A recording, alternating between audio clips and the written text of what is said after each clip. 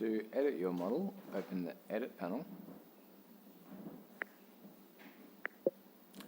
and then you can tap and drag to move your model around. And this is being using like a raycast from your hand onto the current detected plane. So if you're finding that you're getting dramatic movement like I just did then, just try casting your hand ray down onto the plane, and you'll be able to see indicator line showing the vector with which the model is being moved. To rotate or scale your model on the HoloLens, you can use the scale sliders.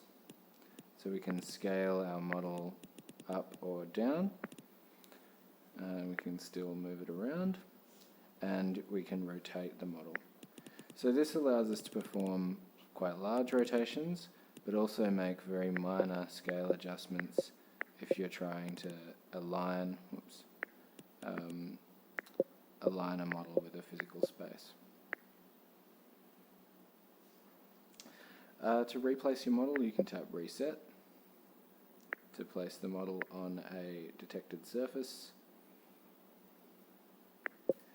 And you can toggle between moving just in the XY plane or the XZ or YZ plane, and whether you want to move only orthographically or planar movement with the model.